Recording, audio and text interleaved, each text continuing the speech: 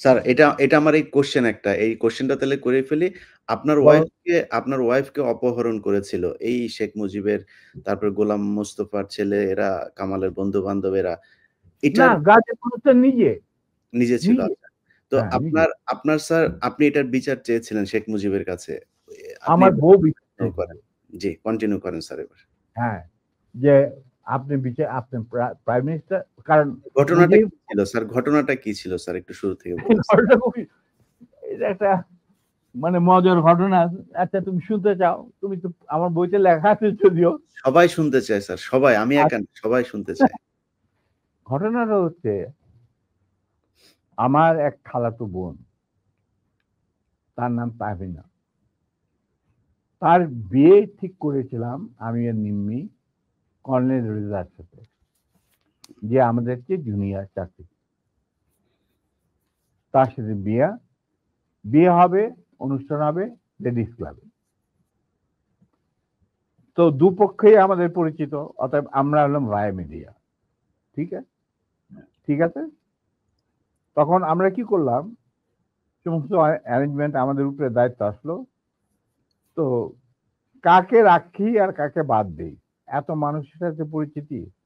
তো আমরা, যাই হোক, বেশ ভালোই, প্রায় 2-3 হাজার লোকের মতো লোক ইনভাইট করা হলো দুই তরফে। চলছে বিয়ের আসর। তখন আমার একমাত্র শালা, যার নাম বাপ্পি, ও ম্যাকগিল ইউনিভার্সিটিতে পড়তো, ওখান থেকে ছুটিতে আসছে দেশে। He was also present in this ceremony. আমি আর নিমিত দুই পক্ষের মানে হোস্ট বলতে পারো, হুম। সবাই দেখাশোনা করছি। বাপ্পি বসে আছে ছেলেদের যেখানে বসার জায়গা সেখানে। তখন লম্বা চুলের একটা ফ্যাশন ছিল। He has just come from Canada, তো লম্বা চুল, and he had good, beautiful hair, and he was a handsome man. হুম। আমার মতো এত খারাপ চেহারার লোক ছিল ওইটা না। পরে ওইটা ওই অনুষ্ঠানের শেষ হওয়ার আগে বলবো স্যার। জি, বলেন। আচ্ছা, তারপর তোমার ও বসেছিল অন্যান্য গেস্টদের সাথে। তার পিছনের রোতে Gazi Golam Mostafa and his wife was also invited in that function from the other side, not from our side, মানে ছেলে পক্ষের। বুঝতে পেরেছি। তো গাজী গোলাম মোস্তফার ছেলেরা আর তার সাঙ্গবঙ্গ পিছনের সিটে, পিছনের রোতে সিটে বসা। তাদের মধ্যে একটা ছেলে বাপ্পির চুল টান দিল পিছন থেকে। তো বাপ্পির পিছনে, ভদ্র মানুষ, বিদেশে থাকে, বিদেশে বড় হয়েছে, পিছিয়ে বললো, কিছু বলে নাই, সামনে আবার ওরা চুল টান দিল। দ্বিতীয়বার টান দেওয়ার পরে বাপ্পি পিছনে তাকে দেখো যে একটা ছেলে হাত সরিয়ে দিল। তখন বলে যে, তুমি চুল টান টান দিয়েছো? বলছে হ্যাঁ। বলে কি কেন? সেটা আমরা দেখছিলাম যে এত সুন্দর চুল, এটা কি পরচুলা না আসল? আচ্ছা, চিন্তা করো। হুম। সে তখন ইউনিভার্সিটিতে পড়ে, আর এই পুচকে ছেলে তখন বোধহয় স্কুলেও পড়ে না, বা স্কুলে 6-7 ক্লাস হবে। তখন বাপি বলে, বেয়াদব ছেলে, তুমি আর এখানে বসবে না, তুমি অন্য কোথাও গিয়ে বস। ওরা বেরিয়ে চলে গেল। আমরা কিন্তু কিছুই জানি না, মানে আমি আর নিমি এত ব্যস্ত, দুই পক্ষকে দেখাশোনা, খাওয়া দাওয়া চলছে। এর মধ্যে হঠাৎ দেখলাম দুটা মাইক্রোবাস, রেড ক্রসের, আর একটা গাড়ি, ফোকসো গাড়ি, সবুজ রঙের গাড়ি আগে, পিছনে দিয়ে মাইক্রোবাস। মাইন্ড ইউ, তখন কিন্তু আমার নিজের personal security guard with wireless মজুদ লেডিস ক্লাবে। হুম। আমি তখন কুমিল্লা থেকে আসছি বিয়ের জন্য। তো ন্যাচারালি আমাদের গার্ড নিয়ে চলাফেরা, এটা তো আর্মির নিয়ম, এটা তুমি জানো। আসলো, থামলো, দুইটা মাইক্রোবাস থেকে প্রায় 8 জন ট্রেন গানধারী সাদা পোশাক পরা লোক নামলো, আর ফোকসো গাড়ির থেকে নামলো গাজী গোলাম মোস্তফা স্বয়ং। তার স্ত্রী কিন্তু উপস্থিত মেয়ে মহলে।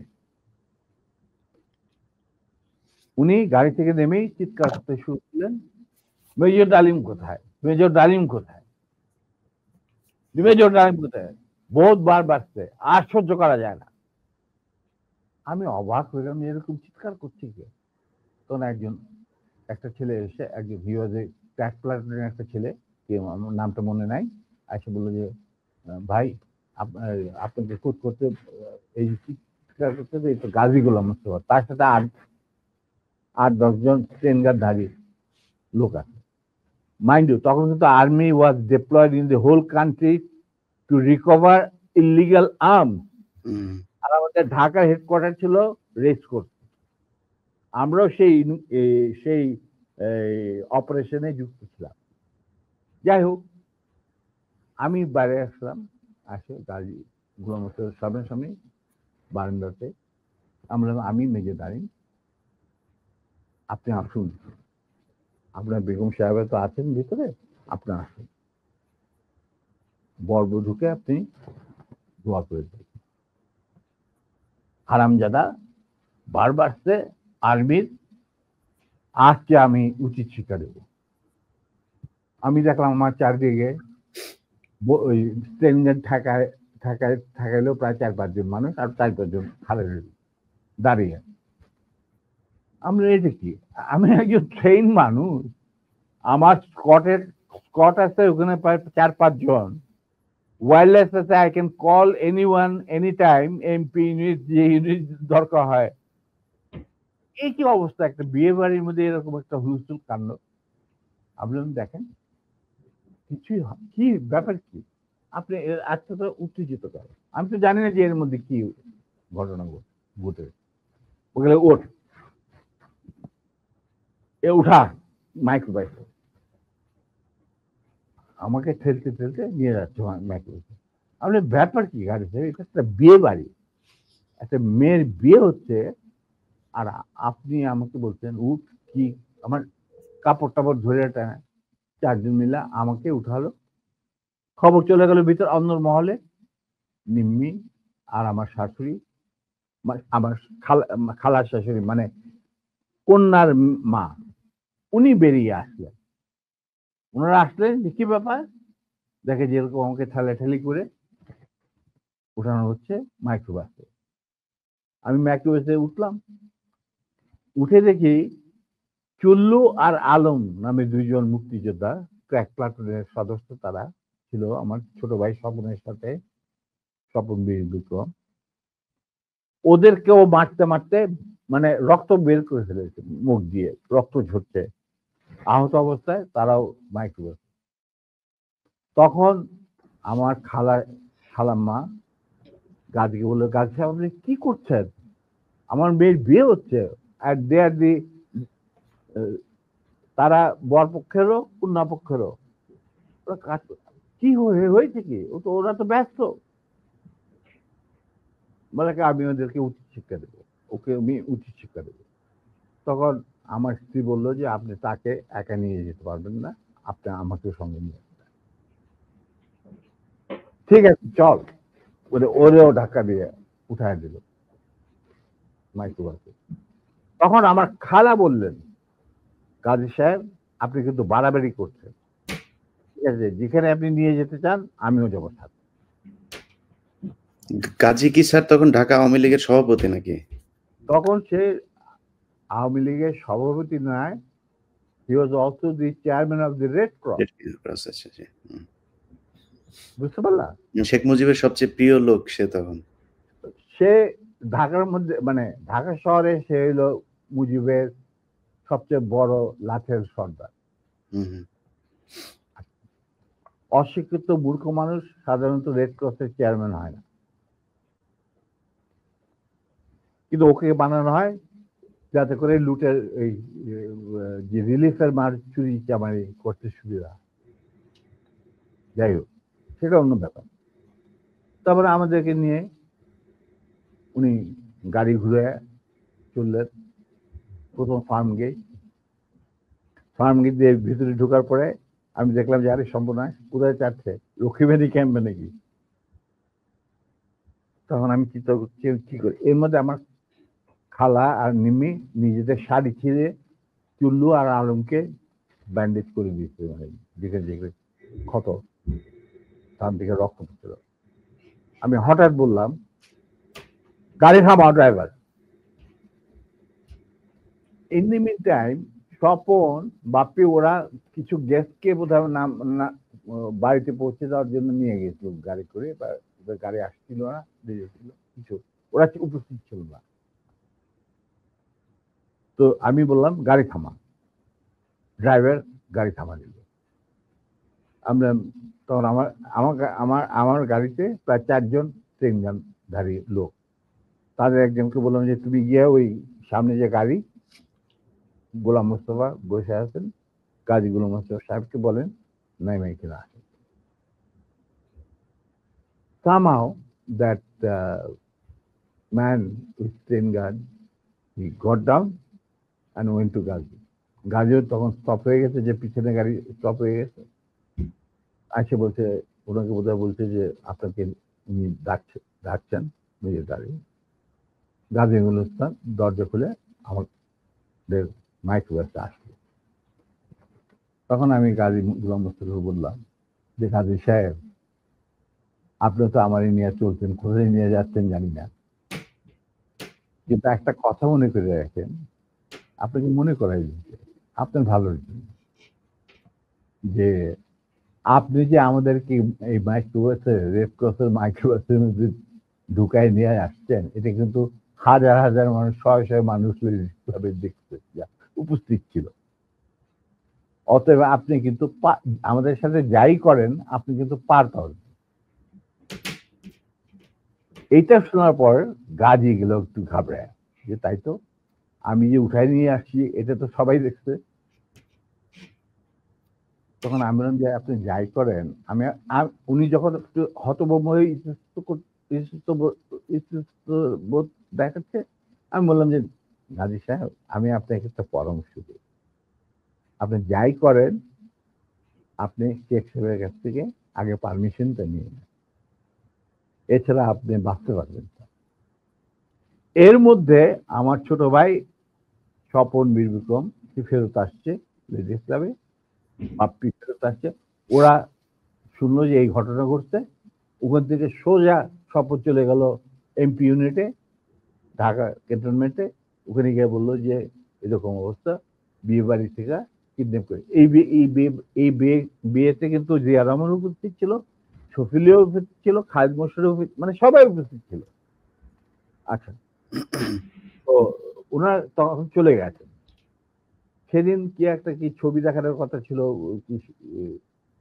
সত্যজিৎ রায়ের কি যদি মহানগর না কি একটা ছবি, তো ওটা দেখার জন্য সবাই চলে গেছে আগে তাড়াতাড়ি খাওয়া দাওয়া করে। তখন এই খবরটা পাওয়ার পরে the CEO of the MP unit এই খবরটা ব্রিগেড মেস, ইউনিট মেস সবখানে এটা সে জানাই দিল। ইয়াং অফিসাররা লুঙ্গি গেঞ্জি পায়জামা যে যা পরা ছিল সবাই ঢাকা শহরে বেরিয়ে হয়ে আছে। তারা খুঁজতে লাগলো যে আমাদের অ্যাবডাক্টেড অফিসার তার ওয়াইফ কোথায়। আর একদল সোলজার এমপির পাঠানো হলো, যারা ওই অবৈধ অস্ত্র কালেকশনে ডিপ্লয় ছিল, গাজীর বাড়িতে যাদের পাইছে সবাই বন্দুকেরা নিয়ে আসছে রেস্কিউ ময়দান। কিছুক্ষণের মধ্যেই মাহবুব, আমি দেখলাম যে মাহবুব না, শেখ কামাল, রেহানা, তারপরে শেখ জামাল, বেগম মুজিব নিচে গেটের বাইরে এসে আমাদেরকে খালাম্মা টালাম্মা চলার অসুবিধা, মানে রক্তাক্ত চুল্লু, ওদের দেখে তো ওরা ঘাবড়ায় গেছে। তারপরে নিম্মির অবস্থা তো ভিতর নিয়ে আমাদের ভিতর নিয়ে গেল। তখন ভিতর না যাবো দেখলাম সিটিং রুমে প্রথম আমাকে ডাকলেন মুজিবুর রহমান আর আমার নিম্মিকে। তো তো রেহানারা সব ওখানে দাঁড়ায় রইলো, মিসেস মুজিব দাঁড়ায় রইলেন, আমরা ভিতরে গেলাম, গিয়ে দেখে সব মজলিস বসে আছে, chief of staff, deputy chief staff, CGS and all that. তখন এর মধ্যে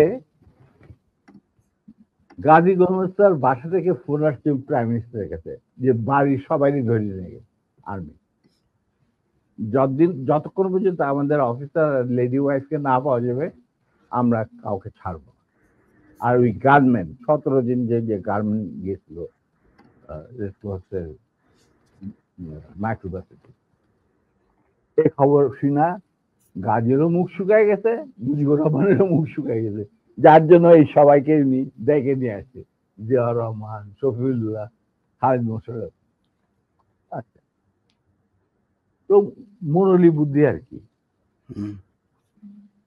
আমরা ঢুকতেই নিম্মিকে জড়ায় ধরলেন মুজিবুর রহমান, মা তুই কাঁদিস না, তুই কাঁদিস না, আমি এটার বিচার করব। এই হারামজাদা গাজী, তুই করছিস কি? এটা কি করলি তুই? যা ওর পা ধরে মাপ চা। আমার বউয়ের পা ধরে মাপ চা। গাজী একটু অগ্রসর হওয়ার পর আমার বউ বলল, নিজের চপ্পল খুলে বলল, খবরদার, তুমি আমার ক্ষমা পাওয়ার যোগ্য নয়, আমি তোমাকে ক্ষমা করতে পারবো না, তুমি পিছিয়ে যাও। মুজিব আর বাকিরা তো সব চুপ করে বসে, আমি চুপ করে দাঁড়িয়ে। তখন বলতেছে মা, আবার মুজিব আমার বউ নিম্মিক জড়ে ধরে বললো, মা আমি এর উপযুক্ত বিচার করব, তুই আমার ভরসা রাখ। তখন আমার বউ বলছিল, নিম্মি বলছিল যে চাচা, যাদের রক্তের উপরে আপনি আজ দেশের প্রধানমন্ত্রী, তাদেরই আজকে রক্ত ঝরাইতে হয় স্বাধীন দেশে গাজীর মতো একটা কম্বল চোরের হাতে। এর বিচার আপনি কি করবেন? আমি বিচার দিলাম আল্লাহর কাছে, আল্লাহ তার বিচার করবে, আমি আপনার কাছে কোনো বিচার চাই না। তখন আবার বেগম ওদেরকে উপরে নিয়ে যা। তখন ওদেরকে উপরে নিয়ে ওদের আস্তে আস্তে কি জানে।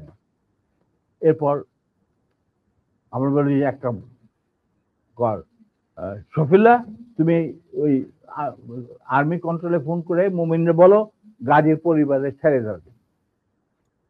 শফিলে পিক আপ দি ফোন, ফোন করলাম মেজর মোমেনকে। মেজর মোমেন বললেন, স্যার আই এম সরি, অস্ত্রধারীকে আমাদের কাছে সুপর্দ করতে হবে, তারপরে আমি ডিসাইড করব আমি গাজীর ফ্যামিলিকে ছাড়বো কি ছাড়বো না।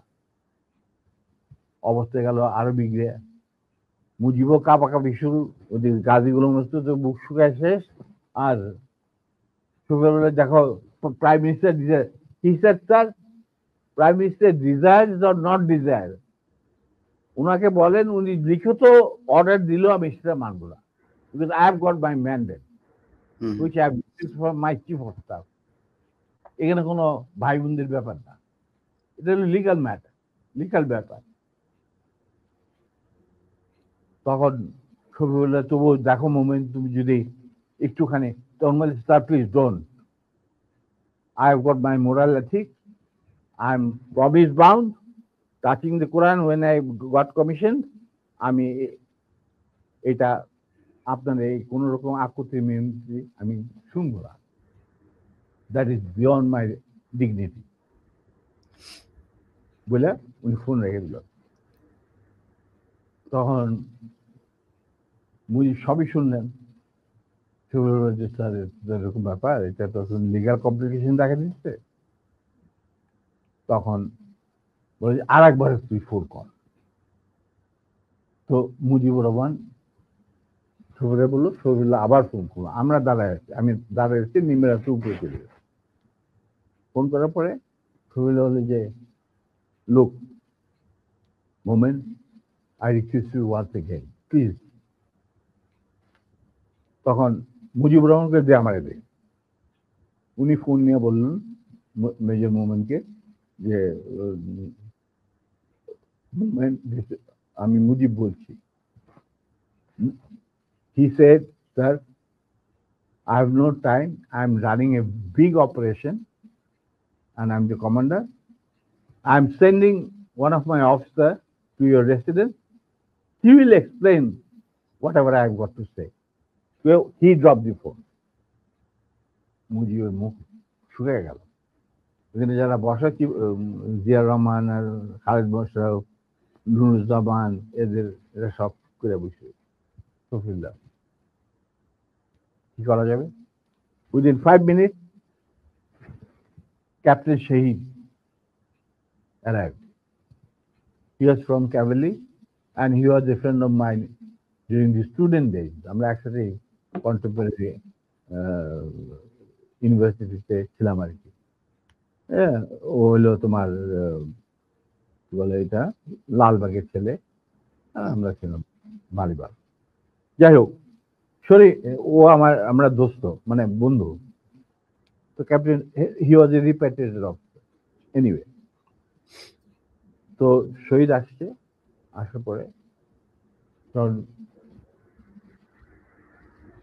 মুজিবুর রহমানের এবং আদালতের সামনে শহীদ বলেছে, sir, I have been ordered to come and convey the message loud and clear to you that it is a legal matter.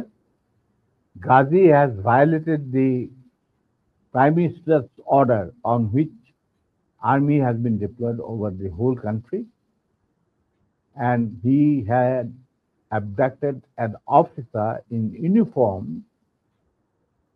and his wife while he himself is engaged in this operation along with 17 gunmen in the Red Cross microbus. Now, যেহেতু আমরা deployed আছি to recover the illegal arms, the commander said, no way, Ghazi and these 17 people has to be surrendered to him, and then legal proceedings will start according to the law. দেশে emergency চলছে, আমাদেরকে prime minister খুব ঝুঁকিপূর্ণ দায়িত্ব দিয়েছেন, আমরা আমাদের যথাসাধ্য চেষ্টা করে যাচ্ছি। তখন বলে স্যার, আমার আর কিছু বলার নেই, আপনার যদি কিছু বলার থাকে আমাকে বলা হয়েছে শুনে আমাদের কমান্ডারকে জানান। না, ঠিক আছে, তুমি যাও বাবা। তো শহীদ চলে গেল। এরপর শেখ মুজিব আমাকে বললো, তুই মাফ করে দে। আমার তো গতিবিধি ছিল খুবই খোলা, মানে আমি যে কোনো সময় যাইতে পারতাম, যে কোনো সময় ডাকলেই চলে যেতাম। উনি প্রায় ডাকতেন আমাকে আর্মির খবর না। তো এখন উনি বললেন, ঠিক আছে দাঁড়েন, যা, আমি বিচার করব। আমি স্যার ভেরি গুড। তো এই আমার গাড়ি বাইক করে ওরা বাসায় পৌঁছে দিয়ে, ওরা নিবে এদেরকে বাসায় পৌঁছে, মানে মার্সিডিজ। আমি স্যার নট নিডেড, বাইরে স্বপন আছে, আরো 2-4 দিনের মধ্যে আসে পড়তে, গাড়ির কোনো অভাব নাই, আমরা চলে যাব, আপনার গাড়ি দেওয়ার দরকার নেই। বলে কেন, শোনো এক কাজ, আই গাড়িগুলো আহমদাদা তুই যাবি এদের সাথে, বিহার বাকি কাজ যে সম্পূর্ণ হয় নাই সেটা সম্পূর্ণ করার।